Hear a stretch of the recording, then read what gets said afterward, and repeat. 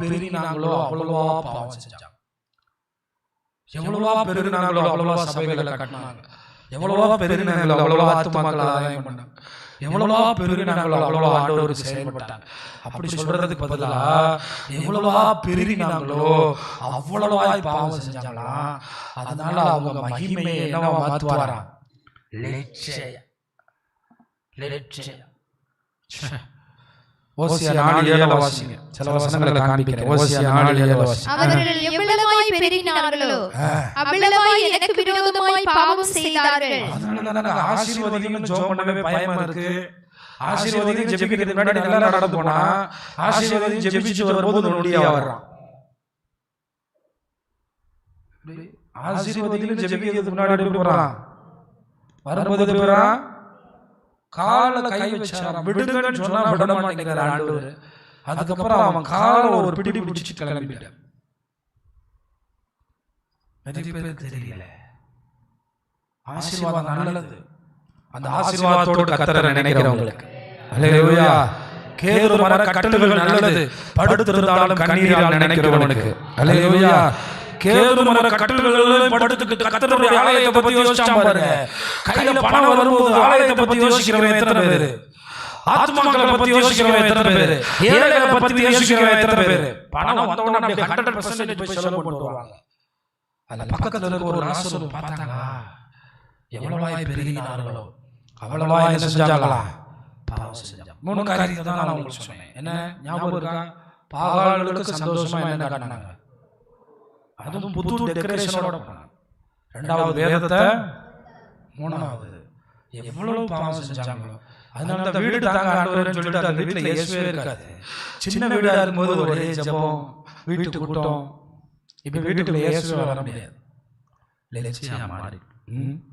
ஓசியா 8:11 வாசிங்க. ஓசியா 8:11 வாசிங்க வேகமா. எபிராயீமர் பாவம் செய்வதற்கு ஏதுவாய் பலிபீடங்களை பெருக பண்ணினார்கள். பாவத்துக்கு ஏத்த மாதிரி விக்கிரகத்துக்கு பலிபீடம் கட்டறானாங்க.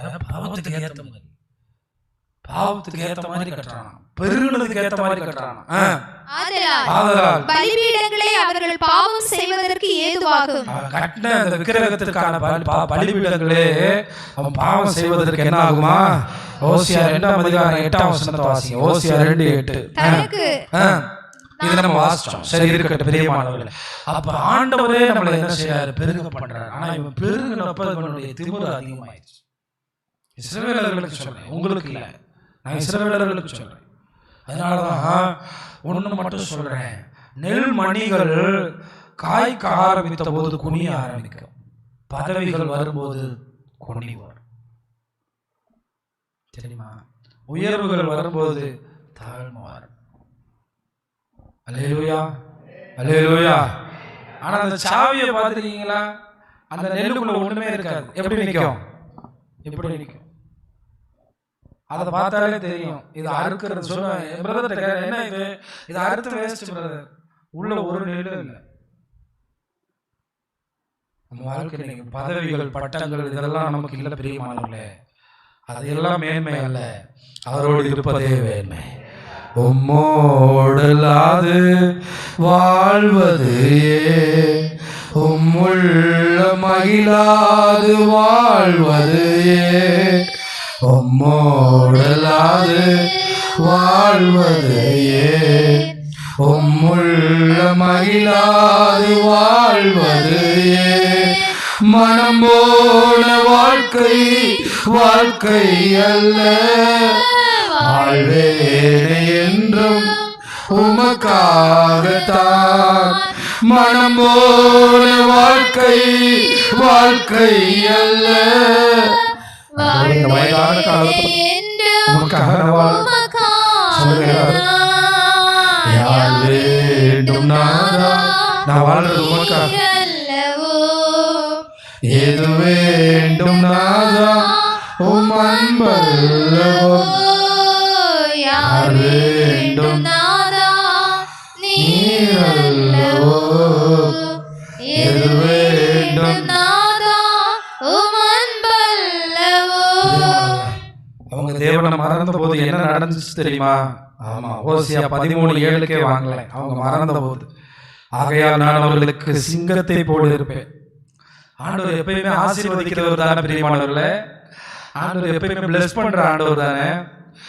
எதிரி வாயால ஆண்டவர் சொன்னார், இஸ்ரவேலை ஆசீர்வதிப்பதே எனக்கு பிரியம்.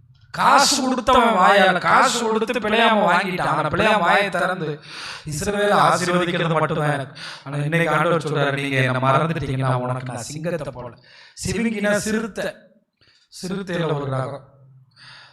நீ எங்க போற என்னை விட்டுட்டு, என்னை மறந்து நீ நேர்த்தியான கன்றுகளை வாங்கி நட்டாலும், தேக்குகளை நட்டாலும், தேவதாருகளை நட்டாலும், நீ விலை உயர்ந்த மரங்களை நட்டாலும், என்ன நீ மறந்து நீ போனா பதிவு இருப்பாராம். நீங்க ரோட்ல நடந்து போகும்போது சிங்கம் உங்களை சாப்பிட்றதுக்கு பதிவு இருந்தா, நான் சொல்லல, கர்த்தர் சொல்றேன். குட்டிகளை பறிகொடுத்த கரடியை நான் அவர்களை எதிர்த்து அவர்கள் ஈரக்குலையை கிழித்து, ஐயோ அவர்களை அங்கே சிங்கம் பட்சிக்கிறது போல பட்சித்து, செழிப்பான வாழ்வு வந்துருச்சுன்னு கர்த்தரை மறந்துடாது. காட்டு மிருகங்கள் அவர்களை பீறி போடும். செழிப்பான வாழ்வு வரும்போது, தேவன் டிவி இல்லாத காலத்தில் இருந்த குடும்ப ஜெபம் இல்லை. நான் சொல்றேன், டிவி இருக்கட்டும், ஆஃப் பண்ண வேண்டிய நேரத்தில் சரியா தலைவர்கள் ரிமோட் ஆஃப் பண்ணும். வீட்டில் ஜெபம் நடக்கும்போது ஒரு பக்கம் டிவி ஓடுது, வீட்டில் ஜெபம் நடக்கும்போது வெளியே 2 பேர் வாந்தி எடுக்கலாம், கேடு உண்டாக்கிட்டான். அதனால தான் ஆண்டவர் என்ன சொல்றாரு தெரியுமா, இஸ்ரவேலே நீ உனக்கு என்ன உண்டாக்கிட்ட, கேடு உண்டாக்கி. அதனால ஆண்டவரை மறக்கிறதுக்கு அப்படிலாம் வளர்த்தோம். ஆண்டவரை மறக்கிறதுக்கு சம்பாதிக்கிறதுக்கு இல்லை. நான் எவன் ஃபோன் பண்ணாலும் யார் பண்ணாலும் இல்லை. ஞாயிற்றுக்கிழமை போகாத அளவுக்கு நீ அண்டார்டிகாலையா இருக்க, ஞாயிற்றுக்கிழமை ஆண்டவரை தேட முடியாத அளவுக்கு நீ பனி பாறைகள் சூழ்ந்த இடத்துல இருக்கியாப்பா. அப்ப யாருக்கு சகாயம் வரும்? எவனுடைய பாவம் மன்னிக்கப்பட்டதோ, எவனுடைய மீறுதல் மன்னிக்கப்பட்டதோ, எவனுடைய அக்கிரமத்தை கர்த்தர் என்ன, எவனுடைய ஆவியில், இது 3 கர்த்தர் செய்யறது, 4வது நம்ம தான் செய்யணும். எனக்கு அதான் 3 கர்த்தர் செய்யறது. ஆனால் 4வது எவனுடைய ஆவியில கபடம் இல்லாது இருக்கிறதோ. அப்படி நிப்பாட்டுங்க, சொல்லும் போது மட்டும் மாத்துங்க, மாறிக்கிட்டே இருக்கும். கவனிங்க, பாத்தீங்களா, 3 நம்ம கர்த்தர் செய்வார். ஏன்னா பாவத்தை என்னாது இருக்கிறது அவர், அக்கிரமத்தை என்னாது இருக்கிறது அவர், ஏன்னா ஆவியில கபடம் இல்லாது இருக்கிறது நம்ம. அதுல 4 ஆசீர்வாதம் இருக்கு. அதுல 1 நீங்க. யார் முன்னேறினாலும் கர்த்தருக்கு ஸ்தோத்திரம், என்னை அவர் முன்னேற்றுவார், அது மட்டும்தான். அப்ப எப்படி சகாயம் கிடைக்கும் அப்படிங்கறதா அந்த 32வது அதிகாரத்துல நான் சொல்ற வசனம் 5ஆம் வசனத்தை பண்ணுங்க. யாருக்கு? இதற்காக என் பாவத்தை மறைக்காமல் செஞ்ச தப்ப எப்பயுமே அவங்க செய்யலையான்னு சொன்னீங்கன்னா சேர்த்தீங்க. இந்த சபையில அவன் பண்ணாத அட்டுழியமா நான் பண்ணேன், உங்களுக்கு அவர் சிங்கத்தை போல சிவிங்கியை போல இருக்கணுமா? என்ன பாவத்தை என்ன பண்ணாதீங்க, என்ன பண்ணக்கூடாது, மறைக்கக்கூடாது. நான் செஞ்சது தப்பு தான், எங்க குடும்பம் செஞ்சது தப்பு, என் பிள்ளை செஞ்சது. நிறைய குடும்பத்துல பிள்ளைங்களோட தப்பை யாராவது சொல்லிட்டா வீட்டில் போய் ஆட்டம் இருக்கு பாருங்க, கடைசியில் அதே பிள்ளை உன் கண்ணில் சாகுறவரை கண்ணீரை உருவாக்குவான். உன் பிள்ளை தப்ப ஒருத்தர் சொல்லி கொடுக்குறான், அவன் குடும்பத்தை நேசிக்கிறான். சத்தமா ஆமென் சொல்லுங்க, அல்லேலூயா. அதுக்குதான் ஊழியக்காரங்களை கத்தர் வச்சிருக்க. இன்னைக்கு பாருங்க, சில பிள்ளைங்க தப்ப சொல்லி கொடுத்துருக்கா சபையை காலி பண்ணி போனவங்களுடைய வீடுகளை பாருங்க, உங்க கண் முன்னால தான் எல்லாம் இருக்கு. நான் ஒன்றும் சொல்லலை, நீங்களே பார்த்தே தெரிஞ்சுக்கலாம் கடவுளுடைய நியாயமான தீர்ப்புகளை. நான் ஒரு நாள் ஒருத்தர் நியாய தீர்ப்பு அடையணும்னு ஜெபிச்சதில்லை. ஒரு பாஸ்டர் சொன்னார், இப்படி ஒரு விசுவாசி வந்தாரு, அவர் ரொம்ப ஓவரா திமிர் பண்ணிக்கிட்டே இருந்தாரு, அவங்க மகளும் சர்ச்சுக்கு வந்தாரு, அந்த ஆள் 2-3 வாரமா வரல, நான் உபவாசம் போட்டு காலை உடைக்கணும்னு ஜெபம் பண்ணேன். நான் அப்படி ஜெபம் பண்ண மாட்டேன், எனக்கு அது வேலை இல்லை. அவர் நியாயமா எல்லாம் செய்வார், அவருடைய வார்த்தை உண்மை. கடைசியில் அந்த ஆளு கால் ஒடிஞ்சிச்சான். எப்படிப்பட்ட சாட்சி பாருங்க. இந்த பாஸ்டர்கள் தேவனை அறிஞ்சிருக்காங்களா எனக்கு தெரியல. அவர் ஒடிச்சா ஒடிக்கிட்டோம், நம்மளோட வேலை அது இல்லை. நம்மளோட வேலை அவனை ஆசீர்வதிக்கணும், நம்மளோட வேலை அவனை மனம் திரும்ப வைக்கணும். அவன் கால் ஒடிஞ்சு கடைசியில் பாஸ்டரை கூப்பிட்டு விட்டு, கடைசியில் அம்மாவும் மகனும் அந்த அப்பாவும் மகளும் மனம் திரும்பி அடுத்த வாரத்துல என்ன வந்தாங்களாம், சர்ச்சுக்கு வந்தாங்களாம். அந்த வேத உண்மையை நான் அவங்களுக்கு சொல்றேன். பாவத்தை என்ன பண்ணக்கூடாது. உங்களுக்கு அந்த வசனமே இன்னொரு பகுதியில் இருக்கு, நீதிமொழிகள். பாவத்தை மறைக்கிறவன், பாவத்தை மறைக்கிறவன், நான் செஞ்சது தப்பே கிடையாது, நாங்கள் செஞ்சது கரெக்ட், நாங்கள் செஞ்சதுதான் கரெக்ட், அவனுக்கு சகாயமே கிடைக்காது. தாவீது இதுதான் சொல்றான். அப்ப ஆனாலும் யாருக்கு சகாயம் உண்டு? பாவத்தை மறைக்கிறாங்க. ஆனாலும் யாருக்கு சகாயம் உண்டு? அக்கிரமத்தை மறைக்கிறாங்க. ஒன்னு சொல்ல 70 வருஷம் அழுது அந்த சமாரியர்கள். 70 வருஷம் ஏன் தெரியுமா? உங்களுக்கு ஒன்று சொல்றேன், ஏன் சொல்றேன் கேட்டுக்கிறேங்க. பாபிலோனியாவது ஒரு தானியேல் இருந்தான், பாபிலோனியாவது ஒரு நெகேமியா இருந்தான், பாபிலோனியாவது ஒரு எஸ்தர் இருந்தான். அசீரியாவில் யார் இருந்தா சொல்லுங்க? இவங்க எல்லாம் எங்க போனாங்க? அசீரிய நாட்டுல. இவனுக்கு இறக்கமே இல்லை, 70 வருஷம் கஷ்டம். கடைசியில செருபாபேல் தலைமையில வந்த உடனே அவங்களும் அசீரியாவில இருந்து வந்து இவங்களோட சேர்ந்துக்கிட்டாங்க. ஹல்லேலூயா. ஆனா அழுதான் தெரியுமா? அங்கேயாவது காப்பாற்றுறதுக்கு ஒரு தானியேல், பரிந்து பேசுறதுக்கு ஒரு தானியேல், ஜனத்துக்காக அழுகிறதுக்கு ஒரு எஸ்தர். அசீரியால போய் மாட்டிக்கிட்டாங்க சமாரியர்கள். யார் காப்பாத்த? யாருமே இல்லை. 2 கோத்திரம் மட்டும் கரெக்டா போய் பாபிலோன்ல மாட்டிக்கிச்சு. எந்த கோத்திரம் தெரியுமா? ஒன்னு யூதா, இன்னொன்னு பென்யமீன். ஹல்லேலூயா. ஏன்னா இந்த யூதா ராஜாக்களோட பென்யமீனோட பாதி கோத்திரம் என்ன பண்ணிச்சு? சேர்ந்துருச்சு. கிபியா கொஞ்சம் பக்கம் பார்டர். அதனால மொர்தெகாய்ங்கிற பென்யமீனன் அங்க இருந்தான். அவர் ஆமென் சொல்லல. அப்ப தானியேல் ஒரு யூதா கோத்திரத்தை சேர்ந்தவன். உங்களுக்கு தெரியும், பாபிலோன்ல இருந்த எல்லாமே என்ன கோத்திரம்? யூதா கோத்திரம். இவங்க எல்லாமே அங்கே பாலா போயிட்டான், பாலா போய் அசீரியால போய் மாட்டிக்கிட்டான். ஆனா இப்ப நான் செஞ்சது தப்புன்னு அங்க இருந்து கத்தணும். எங்க இருந்து? அசீரியாவில இருந்து கத்தணும்.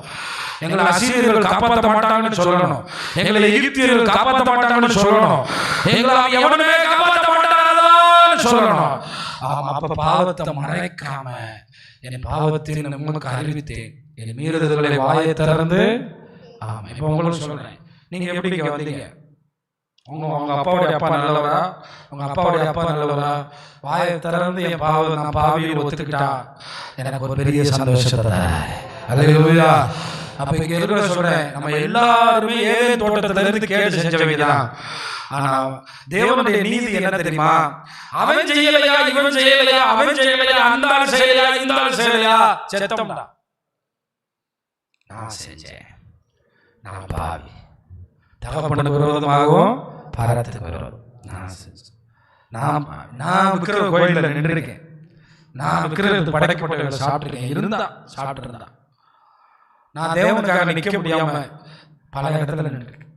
என்ன மன்னிச்சு, என் பாவத்தை மறைக்க மாட்டேன். ஏன் தெரியுமா? இஸ்ரவேலே நீ கேடு உண்டாக்கிட்ட, ஆனால் உனக்கு சகாயம். என் பாவத்தின் தோஷம்னா தண்டனை. தோசை நீங்கிறதுக்கு தான் பரிகாரம் பண்றாங்க தெரியுமா? செத்து போனோம்னா அந்த நாள் 1வது வருஷம் 15வது நாள் எனக்கு தெரியல நாள். ஆனா ஒரு தோஷமும் பண்ண வேண்டாம். நான் பாவியாண்டு, நான் இதை பண்ணிருக்க கூடாது, நான் இப்படி நடந்திருக்க கூடாது, நான் இப்படிப்பட்ட அநியாயத்தை செஞ்சிருக்க கூடாது, நான் இப்படி குடிச்சிருக்க கூடாது, நான் இப்படி வெறிச்சிருக்க கூடாது, நான் இப்படி உடம்பு நானே கெடுத்துருக்க கூடாது, நான் இதில் அடிமையா இருந்திருக்க கூடாது, என் வாழ்க்கை இப்படி இருந்து நான் இதை பேசியிருக்க கூடாது, நான் இப்படி பண்ணிருக்க கூடாது சொன்னா அவர் எப்படி தொடர்ந்துறாரு தெரியுமா? எவனுடைய பாவம் மன்னிக்கப்பட்டதோ எவனுடைய மீறுதல் மன்னிக்கப்பட்டது. ஆனா நைட்லாம் தூக்கம் வரும்போது அவருடைய உடம்பு சூடாயிருமா, பச்சை பால் பாவத்தை நினைச்சு திரும்பி படுத்தா தூங்கவே முடியாது. அதனால சொல்றாரு, கேது மர கட்டில் வச்சிருந்தவன் பாக்கியவான் அல்ல, ராஜாவா இருக்கிறவன் பாக்கியவான் அல்ல, அரண்மனையில உட்கார்ந்து இருக்கவன் பாக்கியவான் அல்ல, சிங்காசனத்துல உட்கார்ந்து இருக்கவன் பாக்கியவான் அல்ல, பாவம் மன்னிக்கப்பட்டவனே பாக்கியவான். கையை தட்டி கர்த்தரை நல்லா மகிமைப்படுத்துங்க. அல்லேலூயா. அரசாங்க உத்தியோகம் வச்சிருக்கவன் பாக்கியவான் அல்ல, பெரிய பதவிகள் இருக்கிறவன் பாக்கியவான் அல்ல. இன்னைக்கு ஆண்டவர் வந்தாலும் நான் போவேன், அது கொண்டே அவன். 6ஆம் வசனத்தை மட்டும் வாசிங்க, படிக்கிறேன். இதற்கு தான் சகாயம் கிடைக்கும் காலத்தில் இதுக்காக தான் ஜெபிக்கணும். சர்ச்சுக்கு வந்தோடனே இந்த 21 நாள் வேலைக்காக ஜெபிக்கிறேன், இதல்ல. இந்த 21 நாள் கல்யாணத்துக்காக ஜெபிக்கிறேன், இதல்ல. என் பாவத்தின் தோஷம் மன்னிக்கப்பட வேண்டும். ஒரு ஆமென் சொல்லுங்க. என் பாவத்தினால் வருகிற தண்டனை என்னை விட்டு நீங்கினால், பாவமும் தண்டனையும் நீங்கினால் ஆசீர்வாதம் தானாக வரும், இருள் நீங்கினால் வெளிச்சம் வரும். அல்லேலூயா. நான் கேட்க வேண்டியதில்லை, வந்து சேர் காலடியில் வரும். இதற்காகத்தான் பக்தி உள்ளவன் உண்மை நோக்கி விண்ணப்பம் செய்வான். ஆமா, இந்த தெற்காசியால மட்டும் இந்த 3 மாசத்துல 1600 பேர் வெள்ளத்துல செத்துருக்காங்களாம். தெற்காசியா கொரோனா சாவுகளை எண்ணி எண்ணி போட்ட நியூஸ் சேனல் ஏன் போடாது? தெற்காசியாவில் மட்டும் எத்தனை பேரா? 600 பேர். இலங்கையில் மட்டும் 400 பேர். இந்தியா, பல நாடுகள், தாய்லாந்து, தெற்காசியாவில் மட்டும் 1600 பேர் செத்துருக்கான் இந்த லாஸ்ட் 6 மந்த்ல வெறும் தண்ணியினால. நம்ம ஏன் சாகல தெரியுமா?